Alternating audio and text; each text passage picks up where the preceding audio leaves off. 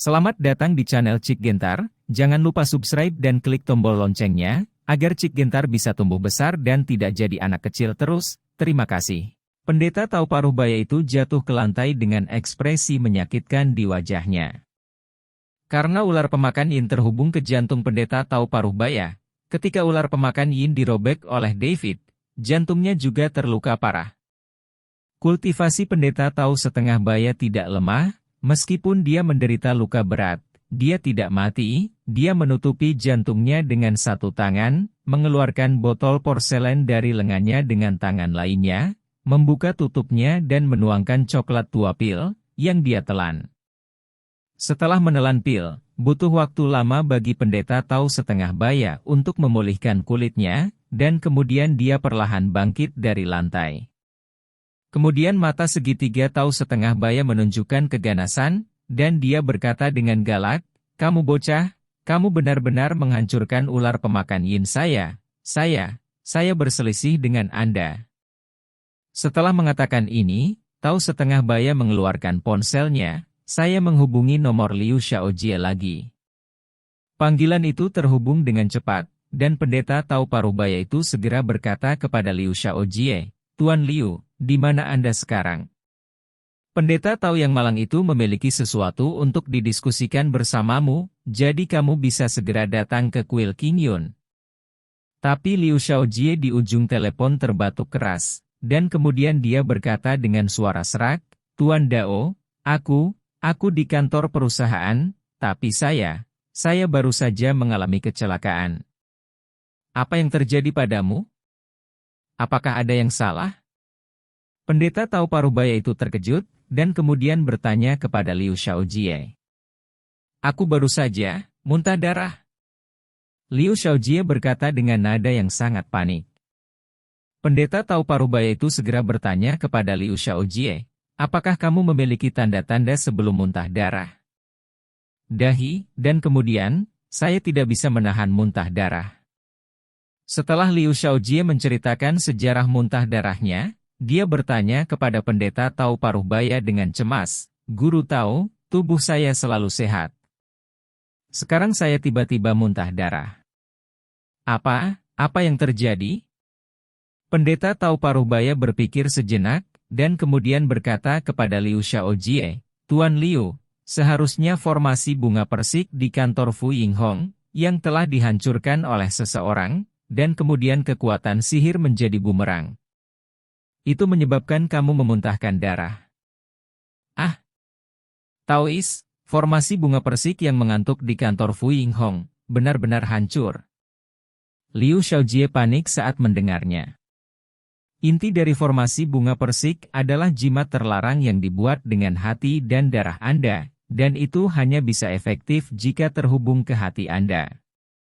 Jika Anda tiba-tiba memuntahkan darah, itu berarti jimat terlarang ini telah dihancurkan oleh seseorang.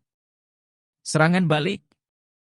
Pendeta tahu paruh baya menjelaskannya seperti ini, dan kemudian berkata kepada Liu Xiaojie, "Jika kamu tidak percaya, kamu dapat menemukan jalan sendiri, pergi ke kantor Fu Yinghong dan periksa, dan lihat apakah jimat terlarang yang terkubur di pohon keberuntungan masih ada.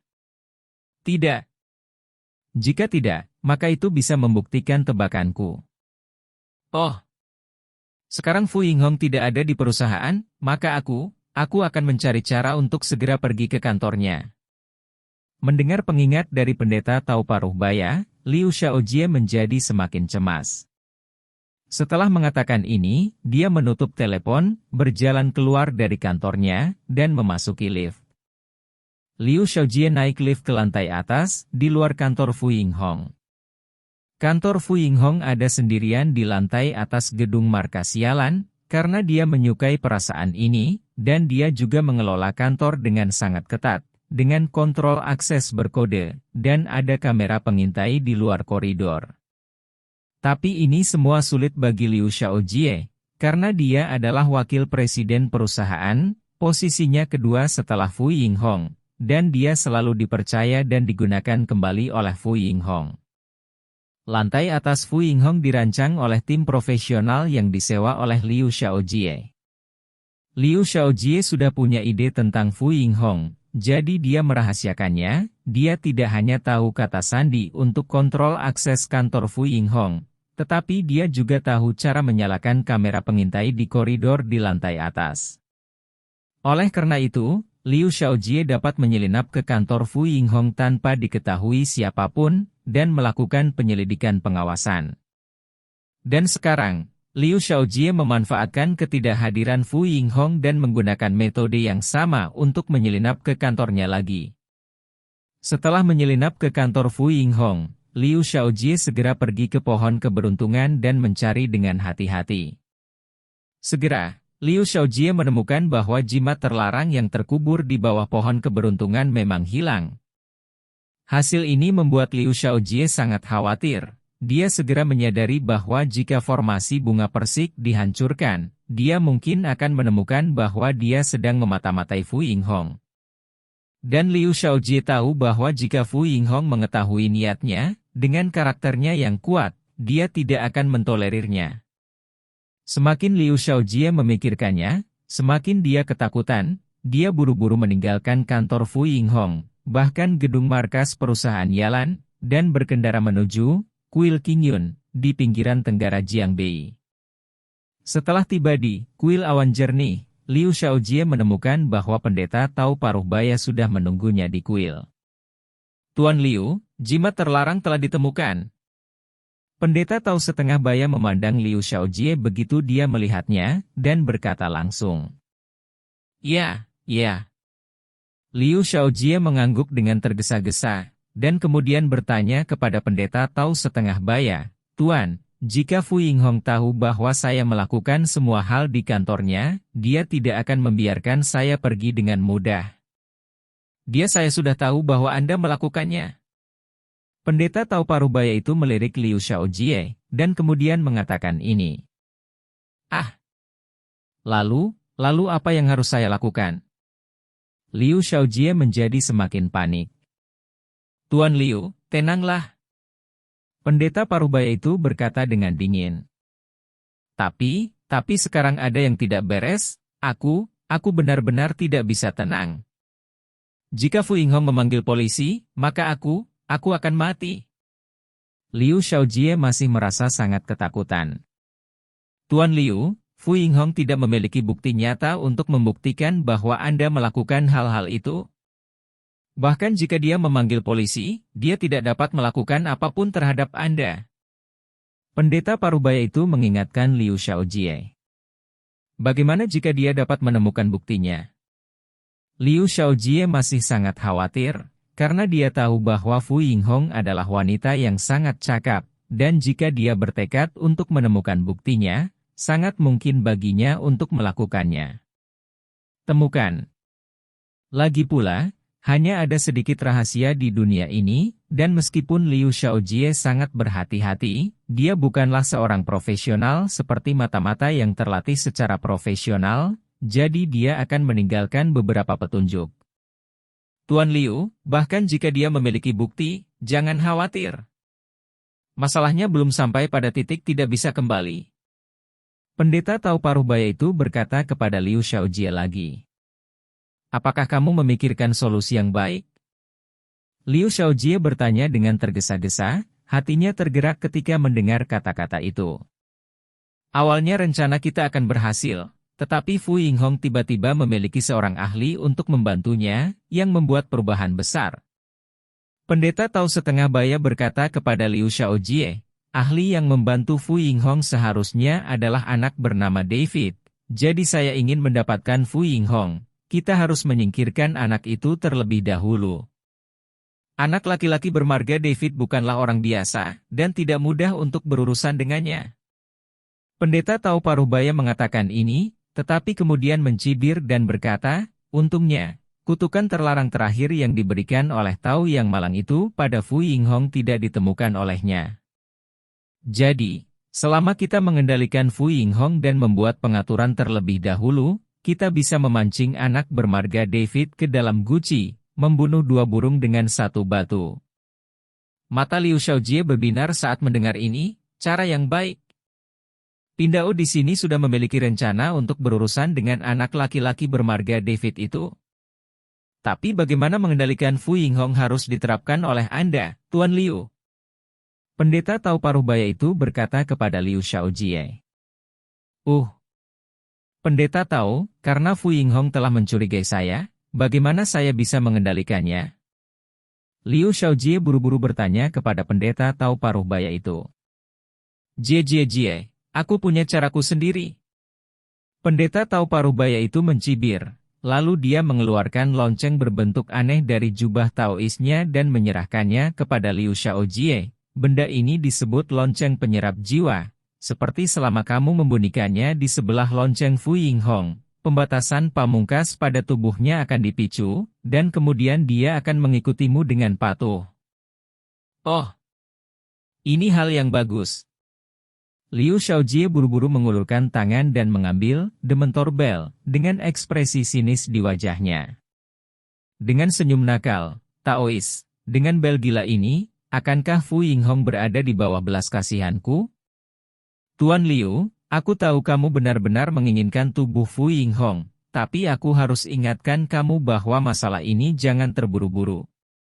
Pendeta tahu paruh baya itu melihat melalui pikiran nakal Liu Shaojie, dan segera berkata kepadanya dengan suara dingin. Kenapa? Liu Shaojie tercengang sejenak, dan bertanya pada pendeta tahu paruh baya itu dengan bingung.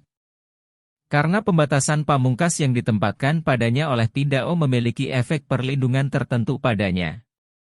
Sebelum pembatasan dicabut, jika ada pria yang memiliki hubungan seperti itu dengannya, dia akan diserang balik.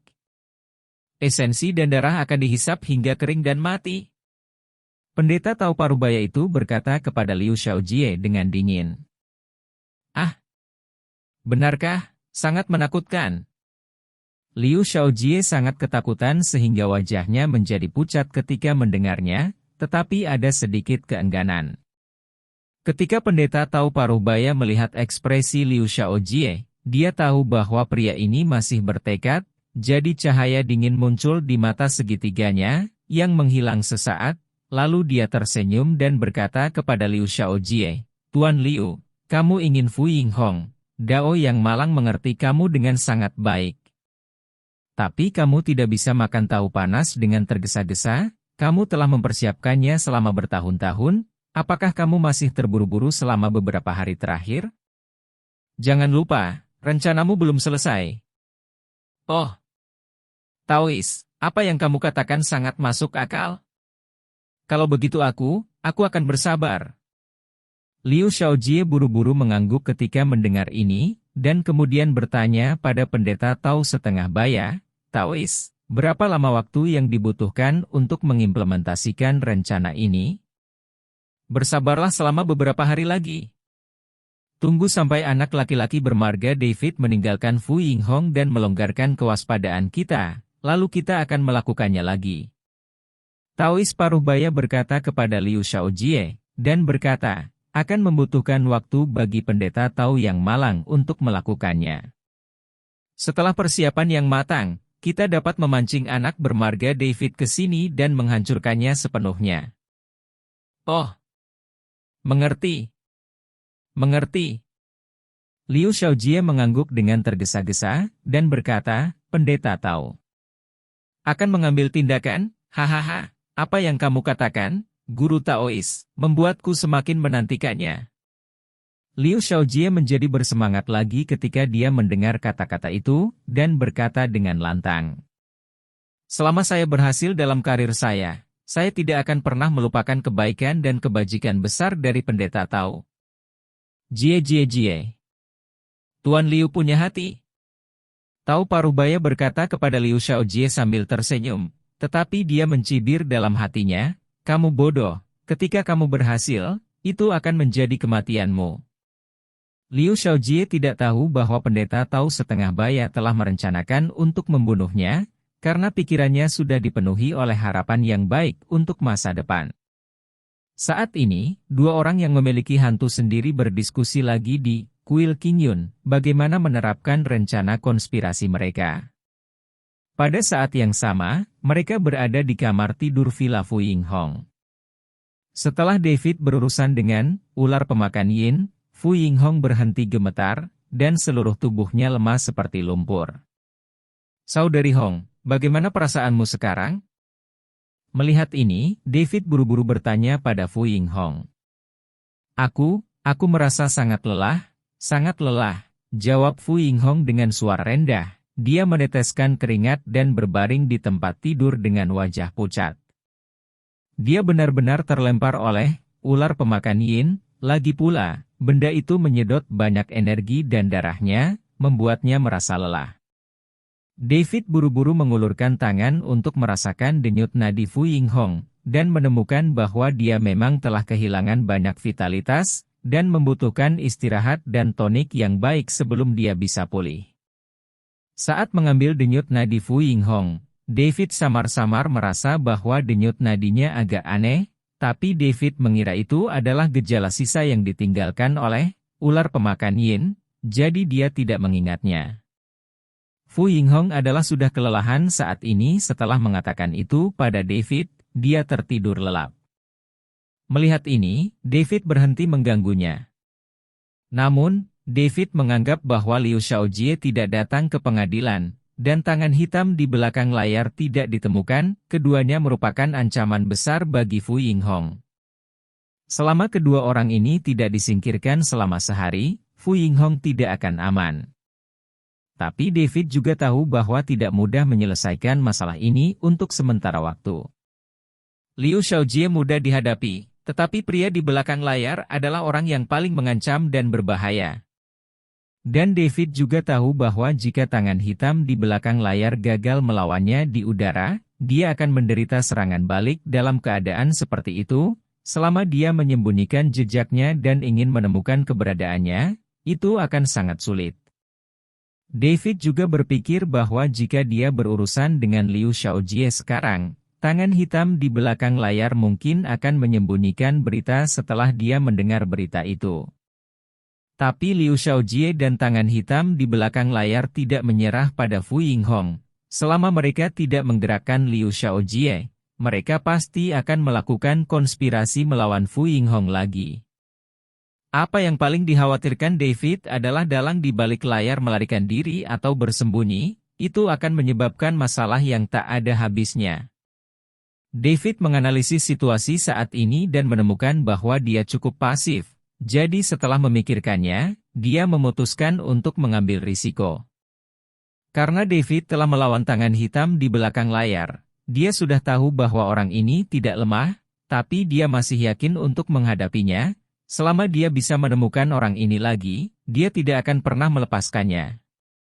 Dan David juga tahu kebenaran bahwa, kamu tidak bisa melahirkan anak tetapi kamu tidak bisa menjadi serigala, karena Liu Shaojie dan tangan hitam di belakang layar menginginkan Fu Yinghong. Dia mungkin juga memenuhi mereka.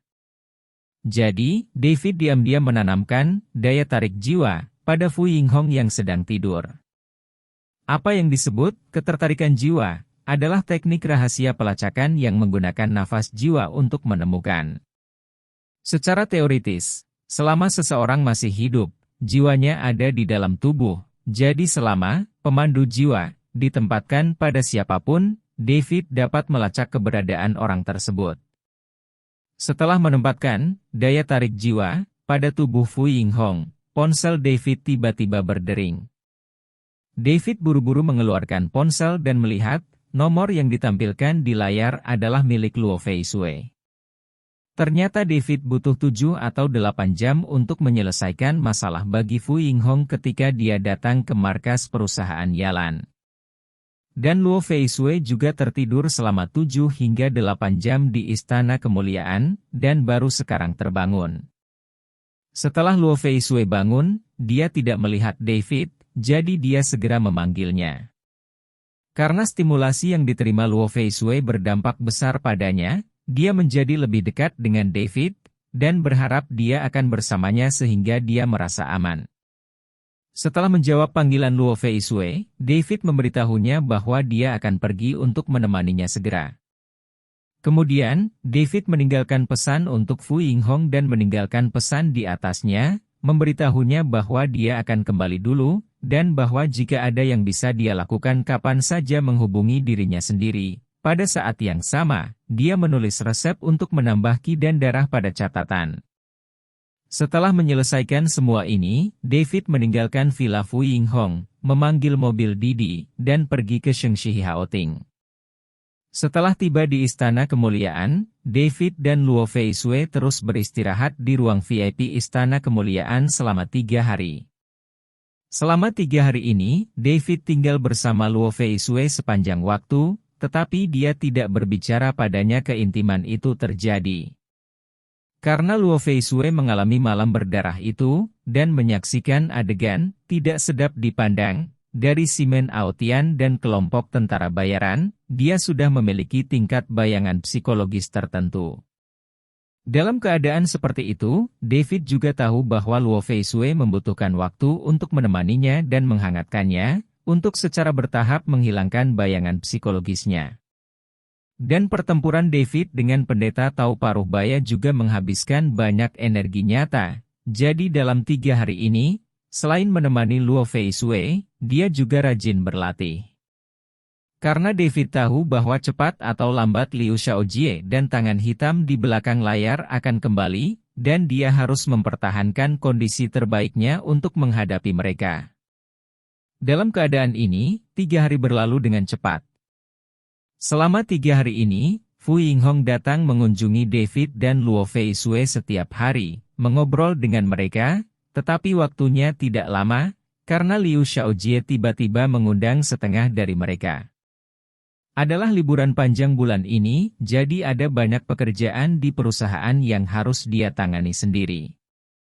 Fu Yinghong juga tidak memecat Liu Xiaojie, karena dia ingin menemukan bukti.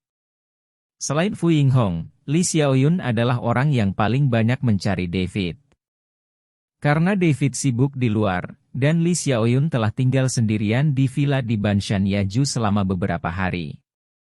Pada awalnya, Li Xiaoyun tidak menganggap itu penting, tetapi setelah tinggal selama 2 hari, dia tidak tahu mengapa, dia merasa tiba-tiba merindukan David, jadi dia mengiriminya pesan teks, menanyakan kapan dia akan kembali.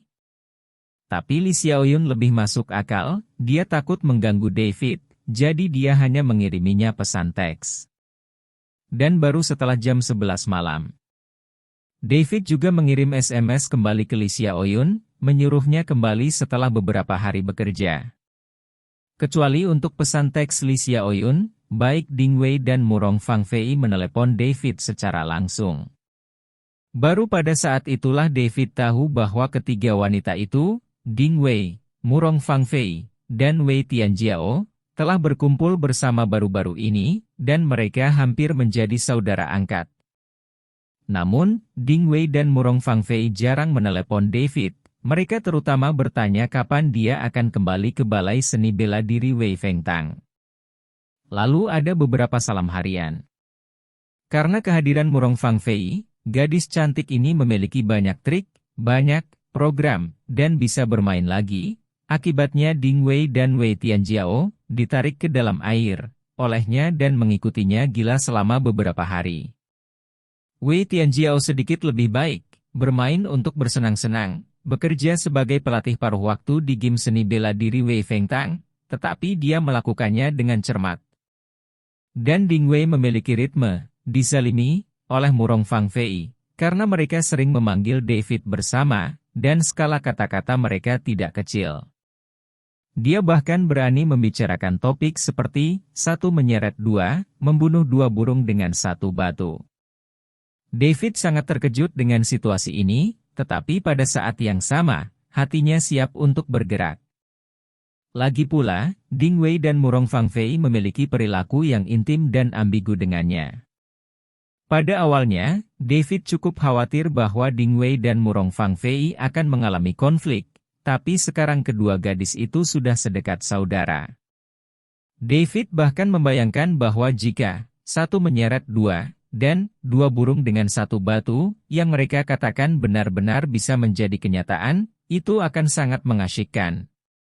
Tentu saja, jika dipikir-pikir, ketika David menjawab panggilan telepon dari Ding Wei dan Murong Fangfei, dia sengaja menghindari Luo Feisue, bagaimanapun, dia terstimulasi dan memiliki bayangan psikologis. David tidak ingin dia lebih menderita. Stimulasi. Selama periode ini, ada juga panggilan salam dari Yo Xiaomi ke David. Ternyata setelah David membantu ibu Yo Xiaomi sembuh dari penyakitnya, dia memberinya cuti berbayar setengah bulan lagi untuk tinggal di rumah bersama ibunya, agar ibunya bisa sembuh lebih baik. Meskipun Yo Xiaomi merasa sangat malu, tapi David bersikeras, dia hanya bisa menerimanya. Yang paling mengejutkan David adalah pesan teks yang dikirimkan kepadanya oleh penata gaya top Suruyan. Dalam pesan teks tersebut, Suruyan bertanya kepada David apakah dia bisa mengatur waktu untuk bertemu dengannya. Memikirkan Suruyan, David merasakan darah binatang itu mendidih, karena sejujurnya, di antara beberapa wanita cantik yang dia kenal baru-baru ini, Suruyan adalah orang yang paling membuatnya merasa.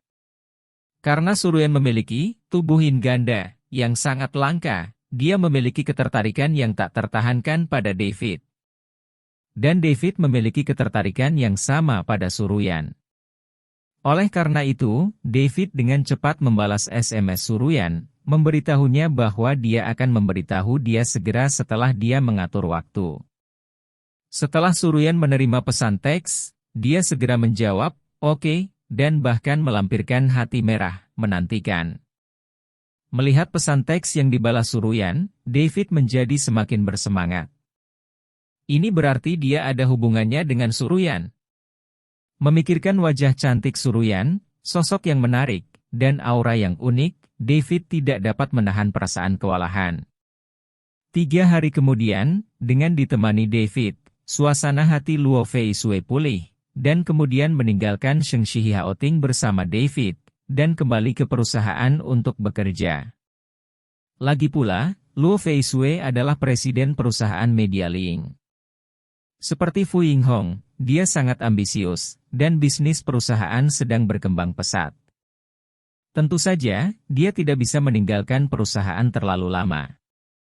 Karena Luo Feisue tidak ingin romansa kantor, dengan David memengaruhi karyawan di perusahaan, keduanya hanya memiliki hubungan diam-diam dan rahasia.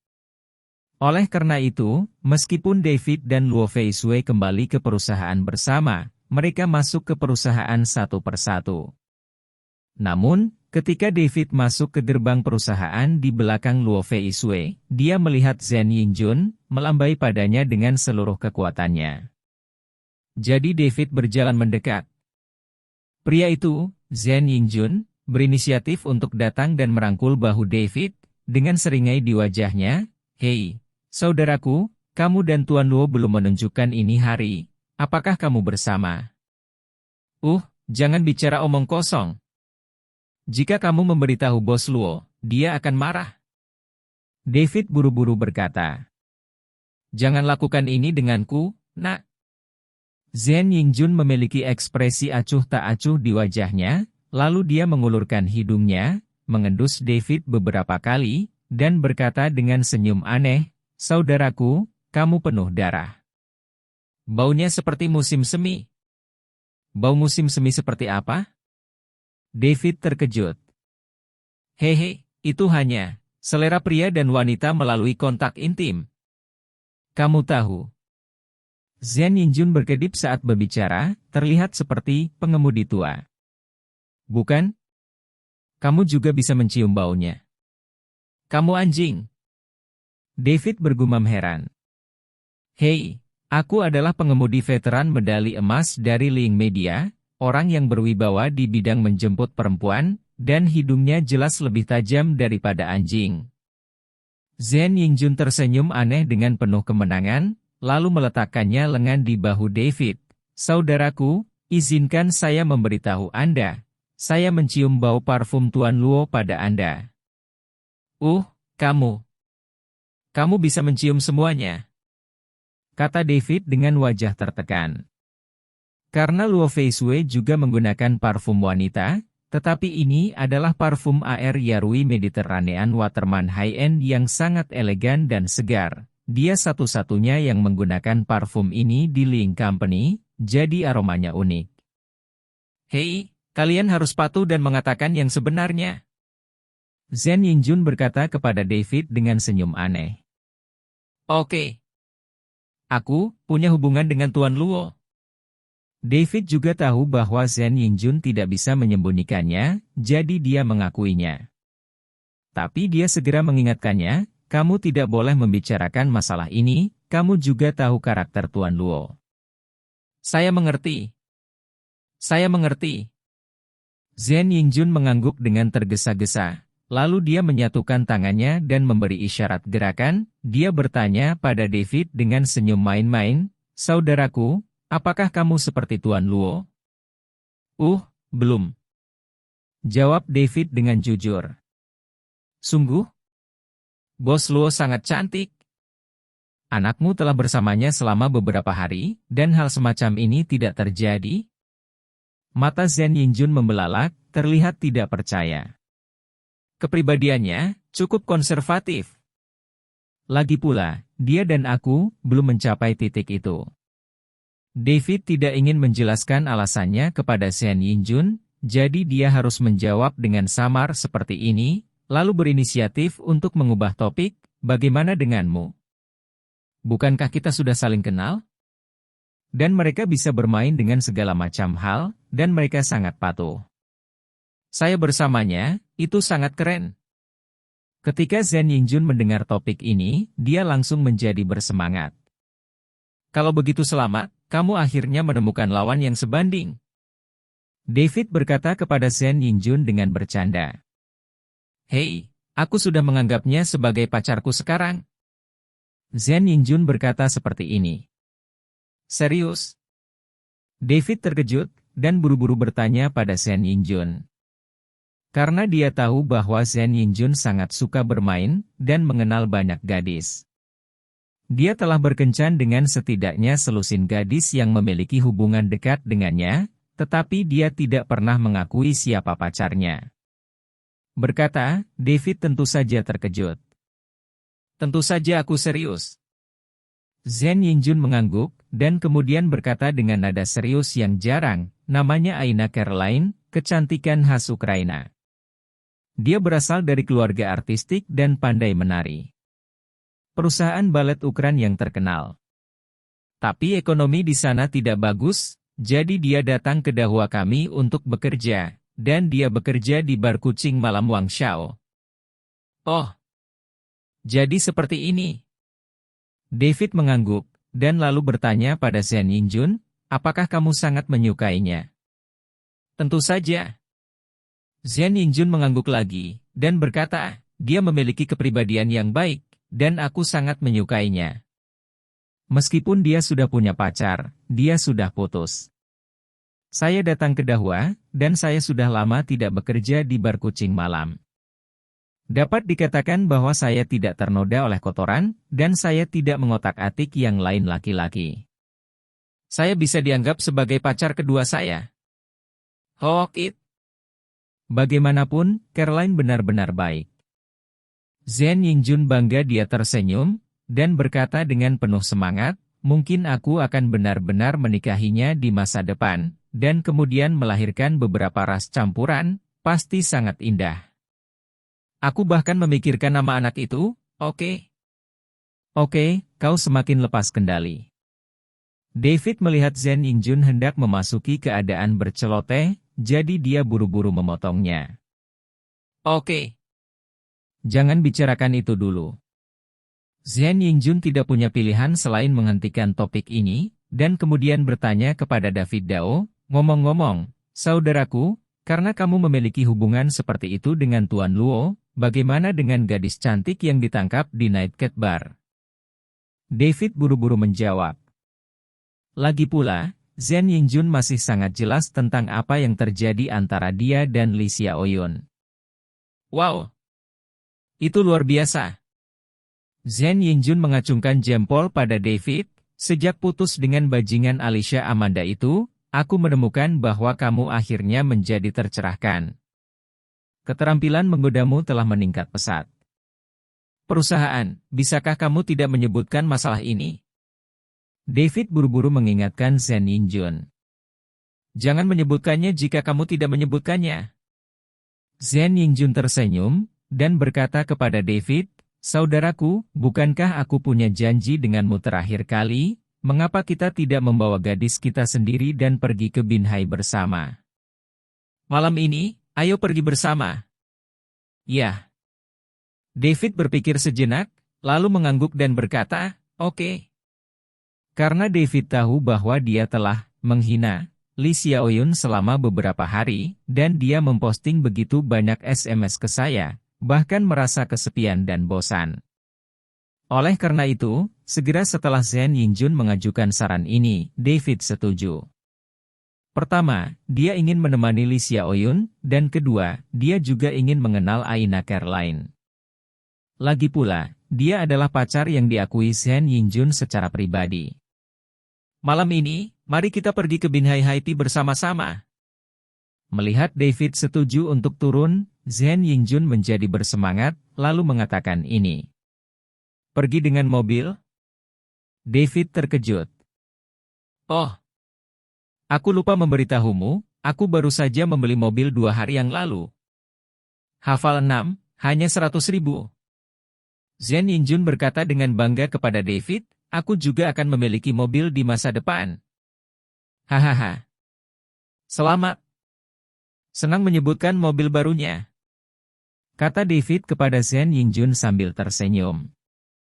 Dia juga tahu bahwa Zhen Yingjun selalu ingin membeli skuter, dan sekarang keinginannya menjadi kenyataan, itu memang hal yang membahagiakan. "Aku ingin melihat mobil bersamamu, tetapi kamu dan Tuan Luo pergi dengan romantis, jadi aku harus pergi dengan Caroline." Zhen Yingjun menjelaskan dengan cara ini, dan kemudian berkata kepada David, "Saudaraku, kamu harus pergi bekerja keras juga." "Ya. Setidaknya ada mobil, kalau tidak bagaimana aku bisa menjemput perempuan? Dan wanita seperti Tuan Luo tidak begitu mudah dikendalikan." "Hehe, aku akan bekerja keras." David tersenyum, dan kemudian menganggukkan kepalanya. Dia belum memberitahu Zhen Yingjun tentang perubahan besar yang terjadi dalam dirinya. Apalagi dengan kekayaan yang dimilikinya sekarang, itu sudah lebih dari cukup untuk membeli seluruh link media. Oleh karena itu, David memutuskan bahwa dia harus menemukan kesempatan untuk mengatakan sesuatu kepada Zhen Yingjun, agar tidak menakut-nakuti orang ini. Dan sebagai saudara yang baik dan sahabat, David juga berharap untuk membantu Zhen Yingjun, bagaimanapun juga, dalam dirinya sendiri ketika dia turun, Zhen Yingjun selalu sangat setia dan banyak membantunya. Adapun kepemilikan kitab suci Taiyan, itu adalah rahasia terbesar David. Dia telah memutuskan untuk tidak memberitahu siapapun, termasuk orang tuanya dan Zhen Yingjun. Adapun bagaimana menjelaskan kepada orang yang dia kenal dengan baik, David juga menyiapkan beberapa alasan. Setelah mengobrol dengan Zhen Yingjun untuk beberapa patah kata lagi, David kembali ke departemen kreatifnya dan sibuk dengan pekerjaannya. Segera tiba waktunya untuk pulang kerja di sore hari. Awalnya, Luo Feisue ingin David menemaninya pulang, tapi rumahnya banyak yang rusak malam itu, dan itu menjadi tempat pembunuhan, dan masih dikunci. Oleh karena itu, Luo Feisue adalah tunawisma untuk saat ini, dan David awalnya ingin membawanya tinggal sementara di komunitas Jinyuan. Tapi Luo Feisue langsung menolak. Karena Luo Feisue tahu bahwa rumah yang disewa David di distrik Jinyuan adalah milik Ding Wei, dan ada hubungan kompetitif yang aneh antara dia dan Ding Wei, jadi dia tentu saja tidak akan menerima undangan David. David juga mungkin tahu apa yang dipikirkan Luo Feisue, jadi dia memanggil Fu Yinghong. Setelah Fu Yinghong mengerti apa yang dimaksud David, dia mengantar Luo Feisue ke Shengshi Haoting sendirian. "Aku tinggal di ruang VIP untuk sementara."